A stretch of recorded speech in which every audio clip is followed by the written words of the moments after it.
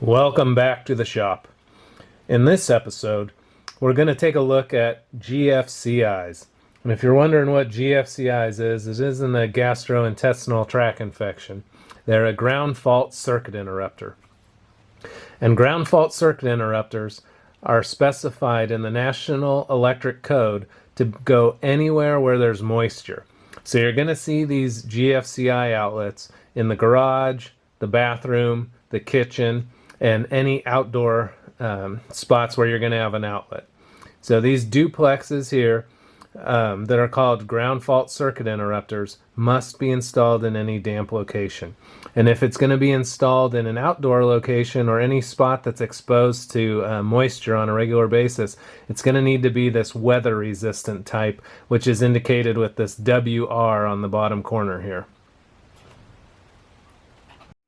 But you could tell these GFCIs by a couple of the features. The first one is these two LED indicator lights. And these indicators are going to indicate a condition that the GFCI is in. We'll talk about those a little bit later. It's also going to have two buttons. It's going to have a reset button and a test button. Those will also be important. When I show you how to test these things, we'll learn a little bit more about those. But this is a GFCI, and this is how you can find them. In all of our American 110 volt circuits, we're going to have three wires coming in. We're going to have a black hot wire, a white neutral wire, and then either a green or a bare copper ground wire. And we're going to have the black, which is the hot. It's going to have electricity coming in, and then the electricity is going to leave on the white neutral wire and go back to the panel. And then 60 times per second, that pattern is going to switch and it's going to go back the other way. So electricity is going to come in and leave, and now it's going to come in on the neutral and leave on the black. And it's going to go back and forth like that 60 times per second, completing a circuit. Now any current going through these current carrying lines should be roughly even, almost perfectly even actually. And if that's not the case, then what happens is some of the electricity is probably being bled off, and where it might be bled off to is the ground. The ground should not be carrying current. And so if it takes some of the current away from one of these, what will happen is they will no longer be even anymore because some of the current will have bled off here while it's switching. And if this ground fault circuit interrupter detects, I think it's around a 30 milliamp difference, it's going to throw itself and sacrifice its life to protect you. So it will kill itself. The circuit will open so that you do not experience that ground fault problem. So if there's any difference in these hot and neutral lines, this is going to throw itself. It's not an overcurrent protection like your circuit breaker. That's something different.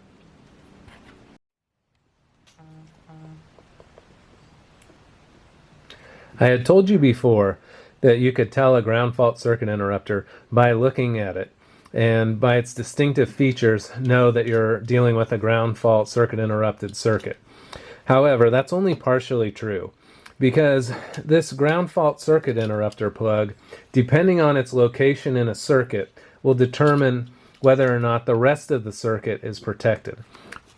So you might have a duplex that's actually protected with ground fault circuit interrupting ability, even though it doesn't look like a ground fault circuit interrupter plug. And I'm going to show you how to check that later on. But I just wanted to show you, this literature kind of explains how this setup works. So if we had a 3 duplex circuit here, and I put the GFCI in the first position here, the service panel would come into the line here, and then I would feed out from the load to the next 2 loads. And by doing that, these 2 here would be protected. Now, if I came from the service panel to a normal duplex, and then to a ground fault circuit interrupter, and then to a normal plug, what would happen is this first plug would not be protected, this plug would be protected, and the final plug would be protected.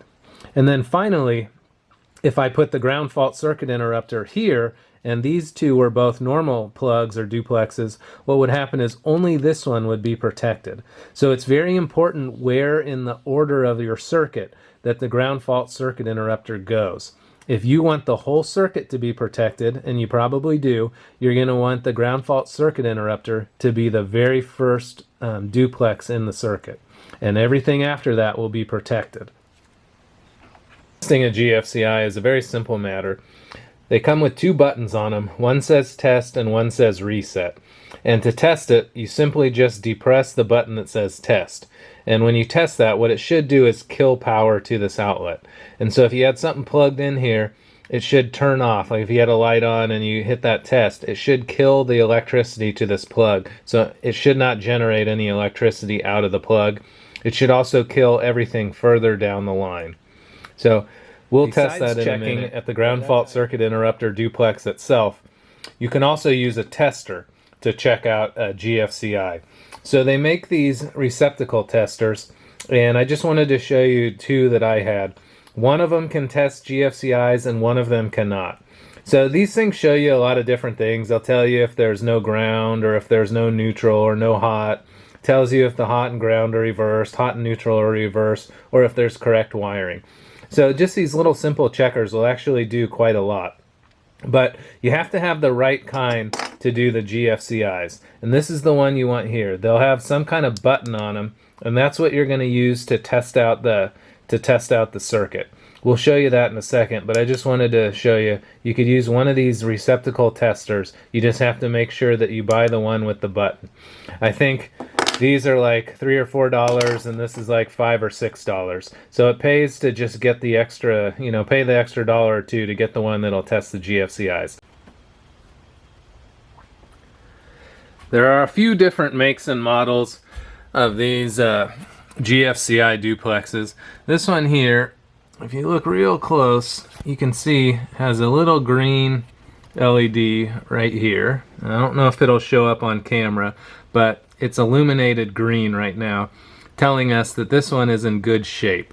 So theoretically, this one should be working. Now let's take a look at one that is not working. Now we're outside of my shop, and we're going to take a look at this GFCI outlet here.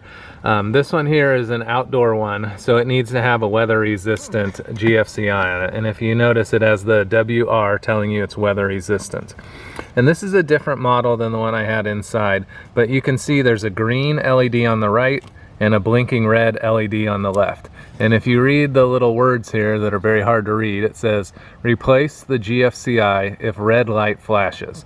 And I have plugged tools in, and it is indeed broken. I've even tried resetting it and all that, and all to no avail. So this one here is broken and defective, and that's what one looks like when it is.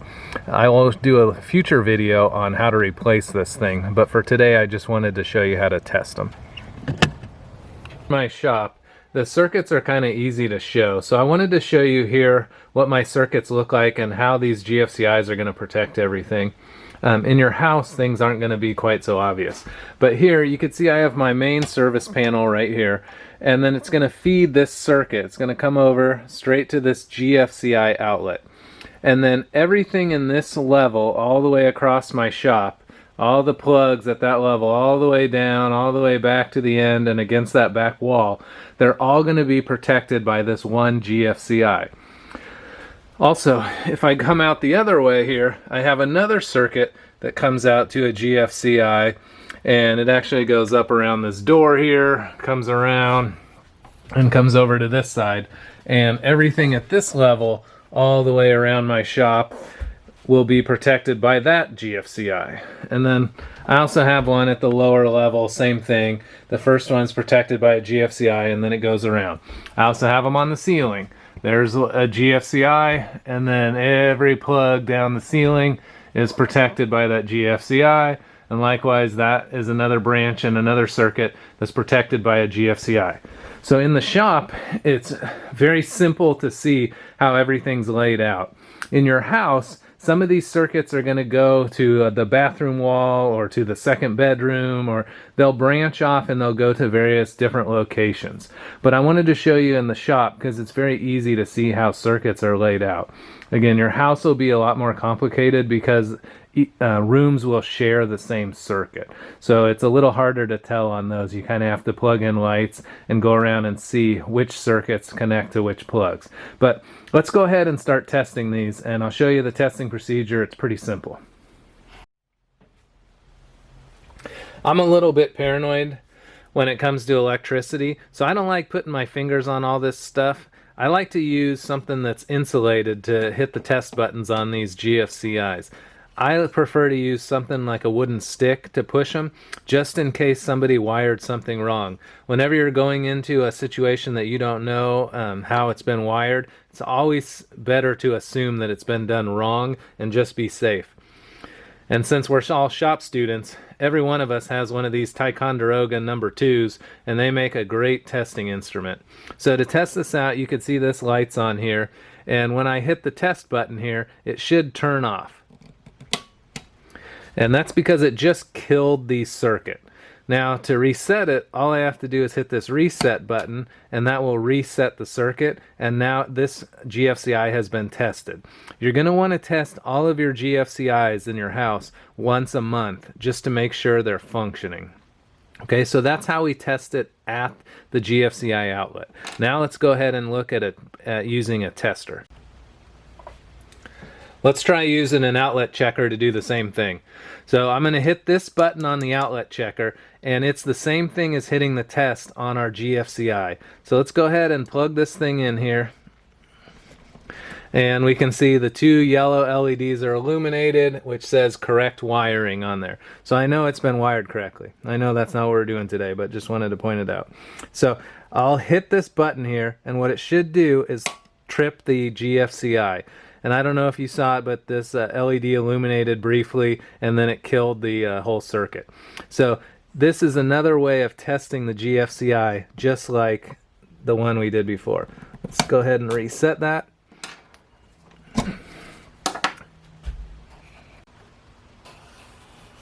Since we're shop students, let's do a little bit more complicated of a test. So we can see my sub panel over there in the corner. I put the door open so you could see all the circuit breakers in there. And I just wanted to remind you that plug there is the start of the circuit. And every single plug that's in that level around my shop, like that one, that one, that one, and then going on down the line, they're all on one circuit. So when I throw that first GFCI, everything should turn off. So let's go ahead and throw that GFCI and see what happens. So I'll come over here, let me grab my little push stick. And to test this out, I'm going to push the test indicator on the GFCI. Now what should happen is all of those lights should shut off. And let's see if that's going to happen. So I'll hit the test.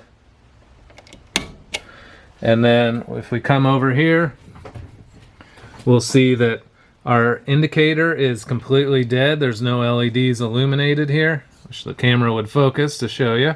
Okay, no LEDs illuminated. We come over to the light is off. Come over to this light, and the light is off.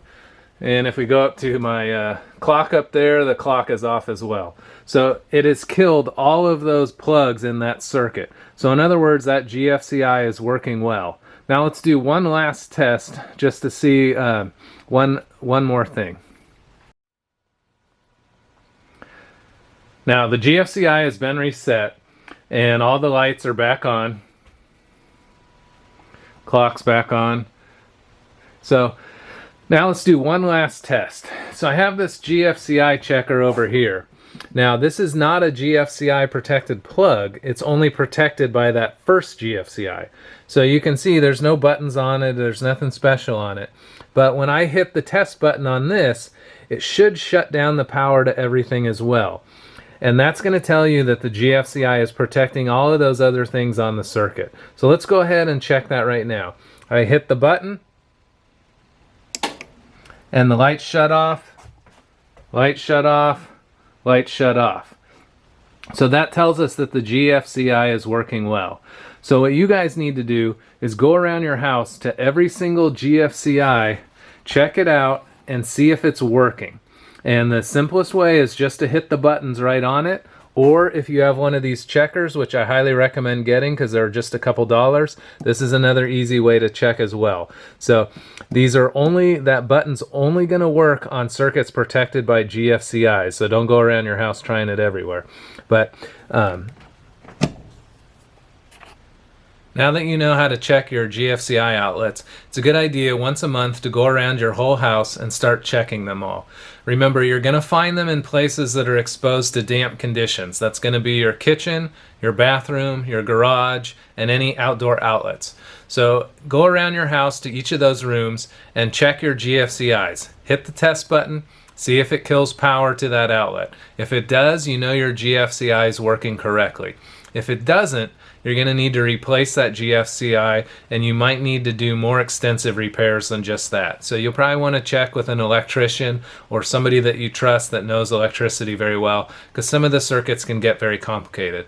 In another video, I'll show you how to just replace the outlet. That's a very simple job, but anything beyond that, you're going to really want to hire a professional to help you with.